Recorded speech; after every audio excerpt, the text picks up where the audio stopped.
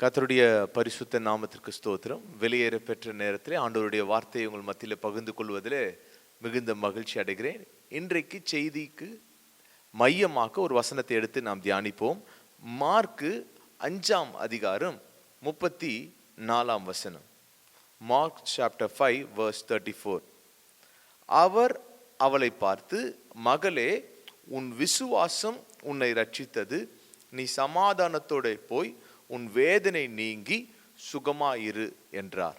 இயேசு ஒரு ஸ்திரீயை பார்த்து அவளை பார்த்து சொல்லுகிறார், உன் வேதனை நீங்கி நீ சுகமாயிரு. ஏதோ ஒரு காரியத்தோட அவளுக்கு ஒரு பிரச்சனை இருந்திருக்கிறது. என்ன பிரச்சனை என்றால், 12 வருஷமாக பெரும்பாடுள்ள ஸ்திரீயாக இருந்தால் அவள் ஒரு தீர்மானம் எடுக்கிறாள்.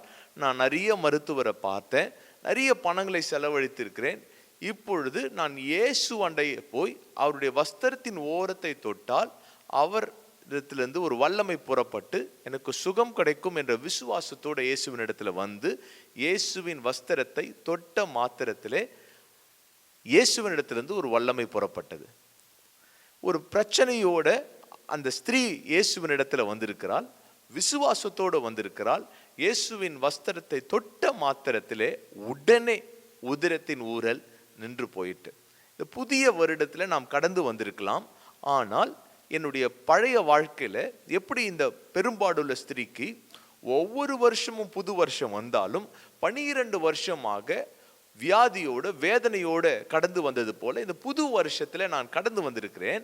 இதை கேட்டுக்கொண்டிருக்கிற அருமையான சகோதரனே, சகோதரியே, இந்த பெரும்பாடுள்ள ஸ்திரீயை போல என் புது வருடமாக இருக்கிறது. ஆனால் என் வாழ்க்கையிலே கடந்த ஆண்டில் இருந்த வேதனை, கடந்த ஆண்டில் இருந்த என்னுடைய ப்ராப்ளம்ஸ், என்னுடைய எல்லா விதமான பிரச்சனை தொடர்ந்து இருக்கிறது. இப்போ நான் கேட்டுக்கொண்டிருக்கும் பொழுது என் வாழ்க்கையில இந்த பெரும்பாடுள்ள ஸ்திரீயை போல நான் வேதனையோட இந்த வார்த்தையை கேட்டுக்கொண்டிருக்கிறேன் என்று சொன்னால், இந்த நேரத்தில் கர்த்தர் நம்மை பார்த்து சொல்லுகிறார், உன் விசுவாசம் உன்னை ரட்சித்தது, நீ சமாதானத்தோட போய் உன் வேதனை நீங்கி சுகமாயிரு என்றார். இந்த ஸ்திரீயினிடத்தில் இருக்கிற விசுவாசம் இயேசுவின் இடத்துல கொண்டு வந்தது. நீங்களும் ஆண்டவருடைய வார்த்தையை கேட்டுக்கொண்டு இருக்கிறீங்க, இயேசு அண்டையில வந்திருக்கிறீங்க. ஆனால் கர்த்தர் என்ன எதிர்பார்க்கிறார் என்றால், நீங்க ஒரு விசுவாசத்தோட ஆண்டவருடைய வார்த்தையை கேட்கும்படியாக கர்த்தர் விரும்புகிறார். அநேக ஜனக்கூட்டங்கள் இயேசுவை தொட்டு இருக்கிறார்கள். ஆனால் இந்த ஸ்திரீ தொட்டதற்கும் மற்ற ஜனக்கூட்டங்கள் அவரை நெருக்கி தொட்டதற்கும் வித்தியாசம் உண்டு. இந்த ஸ்திரீ ஒரு வேதனையோட இயேசுவின் இடத்துல ஒரு விசுவாசத்தோட ஆண்டவரிடத்துல வந்தால், இவரை தொட்டா என் வாழ்க்கையில சுகமாகும் என்று சொல்லி கர்த்தர் இந்த வயலில எதிர்பார்க்கிற ஒரு காரியம். நீங்க ஆண்டவரிடத்துல வந்திருக்கலாம், ஆண்டவருடைய வார்த்தையை கேட்கலாம். ஆனால் நீங்க எப்படிப்பட்ட நிலைமையோட ஆண்டவரிடத்துல கேட்கிறீர்கள்? விசுவாசத்தோட கேட்டு கொண்டு இருக்கிறீர்களா? இல்லை என்றால் எப்பொழுதும் போல நான் ஆண்டவரிடத்துல நான் வந்து ஆண்டவருடைய வார்த்தையை கேட்டு விட்டு வெறுமையாய் போகிறவனா இல்லாதபடிக்கு உங்களுடைய விசுவாசம் உங்களை ரட்சிக்கிறதாக இருக்கிறது. இயேசுவின் இடத்திலிருந்து ஒரு வல்லமை புறப்பட்டதை நம்ம பார்க்கிறோம். கர்த்தருடைய வல்லமை என்னென்ன காரியங்கள் செய்கிறது என்று பார்த்தால், முதலாவது கர்த்தர் நம்முடைய வியாதியிலிருந்து அவர் விடுதலை தருகிறவராக இருக்கிறார். கர்த்தருடைய வல்லமை செயல்படுகிற ஒரு காரியம் என்றால் அற்புதங்களையும் அதிசயங்களையும் செய்கிறவராக என் தேவன் இருக்கிறார். ஆமென், அல்லேலூயா. இதான் நீங்க மார்க்கு இந்த 5ஆம் அதிகாரம் 27ஆம் வசனத்துல நீங்க பார்த்தீங்கன்னா, நான் அவருடைய வஸ்திரங்களை ஆகிலும் தொட்டால் சொஸ்தமாவேன் என்று சொல்லி ஜனக்கூட்டத்துக்குள்ளே அவருக்கு பின்னாக வந்து அவருடைய வஸ்திரத்தை தொட்டாள். அல்லேலூயா. வஸ்திரத்தை தொட்ட மாத்திரத்திலே ஒரு வல்லமை புறப்பட்டு அந்த மகளை சுகமாக்கினது. இதே போல நீங்க 2 ராஜாக்கள் 13ஆம் அதிகாரம் 21ஆம் வசனத்துல நீங்க பார்த்தீங்கன்னா, ஒரு மரித்தவனை ஒரு கல்லறையில் வைக்கிறாங்க. அது எந்த கல்லறையில் வைக்கிறாங்க பார்த்தீங்கன்னா, எலிசா வைக்கப்பட்டிருக்கிற அந்த கல்லறையில் இந்த மனிதனை கொண்டு போகிறாங்க. மரித்து போனவனை அந்த இடத்துல வைக்கிறாங்க. எலிசாவுடைய எலும்பு, எலிசா மரித்து போய்விட்டான். ஆனால் எலிசாவுடைய எலும்பு பட்டவுடன் மரித்து போன இந்த மகன் என்ன பண்ணுகிறான் என்றால் உயிரோடு எழுப்பப்படுகிறதை நம்ம பார்க்கிறோம்.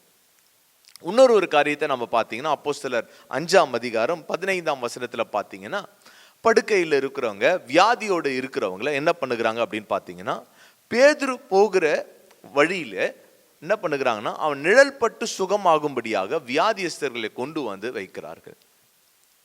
அப்பொழுது அநேக அற்புதங்களை ஆண்டவர் ஒவ்வொரு விதத்தில் ஆண்டவர் செய்து கொண்டே இருக்கிறாரு. வியாதிகள் சுகமாகி கொண்டே இருக்கிறது. வார்த்தையினாலே கர்த்தர் சுகமாக்குகிறார். எலும்பு பட்டு உயிரோடு எழும்புப்படுகிறதை நாம் பார்க்கிறோம். வஸ்திரம் தொட்டு ஆண்டவர் சுகமாக்குகிறதை பார்க்கிறோம். நிழல் பட்டு சுகமாகுகிறதை பார்க்கிறோம். இது எல்லாமே இருந்தாலும் நம்ம நம்பிக்கை, நம்ம விசுவாசம் எலும்புகளில் இருக்கக்கூடாது, துணியில் இருக்கக்கூடாது. அதான் பார்த்தீங்கன்னா சில பேர்லாம் பார்த்தீங்கன்னா இந்த கர்ச்சீஃபை வச்சு அற்புதங்களை செய்கிறேன் அப்படின்னு சொல்லுவாங்க. அதே இந்த நம்முடைய விசுவாசம் எதில் இருக்க வேண்டும் என்றால், கர்த்தர் மேலே நம்முடைய விசுவாசம் இருக்கணும். நிழல் பட்டு சுகமாகும்படியாக ஆண்டவரே, நான் யாரோடைய நிழலுக்கு பின்னதாக மனிதருடைய நிழலை தேடி நான் ஓடுகிறவனாக அல்ல, கர்த்தருடைய வல்லமையில தான் என்னுடைய வியாதியிலிருந்து சுகம் உண்டாக்கும், என்னுடைய பிரச்சனையிலிருந்து விடுதலை ஆக்குகிறவர் என் தேவனாக இருக்கிறார், அவருடைய வல்லமை தான் என்னை சுகமாக்கும் என்ற நம்பிக்கையோட நாம் இருக்கிறவர்களாக இருக்கணும். அல்லேலூயா, அல்லேலூயா. என் நம்பிக்கை ஆண்டவரே என்னை எல்லாத்தையும் படைத்தவர் மேல இருக்கணும், படைக்கப்பட்டதன் மேல என்னுடைய நம்பிக்கை இருக்கக்கூடாது. ஆமென், அல்லேலூயா. இந்த பொங்கல் சீசன்லையும் அநேகர் என்ன பண்ணுகிறாங்க, சூரிய நமஸ்காரம் பண்ணுகிறாங்க. ஆண்டவரே, நானும் சூரிய நமஸ்காரம் பண்ணுகிறவனாக அல்ல, நான் ஒரு தமிழன் தான். ஆனால் என்னுடைய வாழ்க்கையில நான் ஆண்டவரே சூரியனை சிருஷ்டித்திருக்கிற என் தேவனை, ராஜாதி ராஜாவை தான் நான் தொழுது கொள்ளுவேனே அண்டி நான் இந்த சூரியனை நான் என்ன பண்ண மாட்டேன், வணங்க மாட்டேன் என்று சொல்லுகிற நம்பிக்கை உங்களுக்குள்ள இருக்கணும். அநேக அற்புதங்களை அடையாளங்களும் ஒரு காலத்துல கர்த்தர் செய்வாரு. அந்த ஒவ்வொரு அற்புதத்தின் மேல என்னுடைய நம்பிக்கை வரக்கூடாது, எலிசாவுடைய எலும்பு மேல என் நம்பிக்கை வரக்கூடாது, வஸ்திரத்தின் மேல என் நம்பிக்கை வரக்கூடாது. பேதுருவை போல அவனுடைய நிழல் படணும்னு சொல்லி நம்பிக்கை கர்த்தர் மேலதான் இருக்கணுமே கண்டி என் நம்பிக்கை ஆண்டவர் படைத்திருக்கிற பொருள் மேல நம்பிக்கை இருக்கக்கூடாது. கர்த்தர் சொல்லுகிறாரு, இந்த ஆண்டிலே ஒருவேளை நீங்க ஆண்டவருடைய வார்த்தையை கேட்டுக்கொண்டிருக்கிற நீங்க பிரச்சனையோட, வேதனையோட, கண்ணீரோட நீங்க வந்திருந்தால், ஆண்டவரே இது புதிய ஆண்டாக தான் இருக்கிறது, ஆனால் போன ஆண்டுல இருந்த பழைய வாழ்க்கையில என்ன இருந்ததோ அதே நெருக்கடியோட, அதே கண்ணீரோட, அதே வேதனையோட தான் நான் இன்றைக்கு வார்த்தையை கேட்டுக்கொண்டிருக்கிறேன் என்று சொன்னால், கர்த்தருடைய அற்புதம் உங்க வாழ்க்கையில வெளிப்படும். எப்போது என்றால், எல்லா ஜன கூட்டங்களும் நெருக்கலாம், எல்லா கூட்டத்திலையும் எல்லா மக்களும் வார்த்தையை கேட்கிறது போல நீங்களும் கேட்டுக்கொண்டிருக்கலாம். ஆனால் கர்த்தர் அந்த பெரும்பாடுள்ள ஸ்திரீயை போல விசுவாசத்தோட கர்த்தருடைய சமூகத்துல யாரோ ஒருவர் நீங்க கேட்டுக்கொண்டிருக்கிறீங்க பாருங்க, அவரை தான் பார்த்து சொல்லுகிறார், உன் விசுவாசம் உன்னை ரட்சித்தது. இயேசுவுடைய விசுவாசம் சொல்லல, மகளே உன் விசுவாசம் உன்னை ரட்சித்தது, நீ சமாதானத்தோடு போய் உன் வேதனை நீங்கி சுகமாயிரு. இயேசு கேட்கிறார், என்னை தொட்டது யார்? எல்லாரும் உன்னை நெருக்குகிறாங்களே, யார் உங்களை தொட்டதுன்னு கேட்குறீங்களே, எல்லாரும் வந்து தொடுவது போல நான் வரலப்பா, நான் ஒரு வேதனையோட, கண்ணீரோட, பிரச்சனையோட நான் வந்திருக்கிறேன், என்னுடைய வேதனை நீங்கும்படியாக, நான் சுகமாகும்படியாக இயேசுவை தொட வந்திருக்கிறேன் என்று சொல்லி இந்த வார்த்தையை நீங்க விசுவாசத்தோடு கேட்டுக்கொண்டு இருக்கும்போது கர்த்தர் உங்களுடைய வாழ்க்கையில வேதனையை நீக்குகிறவராக இருக்கிறார். ஆமென், அல்லேலூயா. இரண்டாவதாக ஒரு காரியம், கர்த்தருடைய வல்லமை என்ன செய்கிறது என்றால், வெறும் வியாதியை மாத்திரம், நம்முடைய பிரச்சனையை மாத்திரம் சுகமாக்குகிறவர் அல்ல. இரண்டாவது ஒரு காரியத்தை நம்ம பார்க்க போகிறோம்.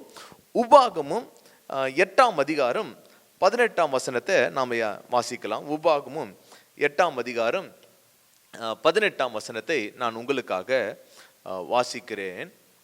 உன் தேவனாகிய கர்த்தரை நினைப்பாயாக, அவரே உன் பிதாக்களுக்கு ஆணையிட்டு கொடுத்த தம்முடைய உடன்படிக்கையை உறுதிப்படுத்தும்படி இந்நாளில் உனக்கு உண்டாயிருக்கிறது போல ஐஸ்வர்யத்தை சம்பாதிக்கிறதற்கான பலன் உனக்கு கொடுக்கிறவர்.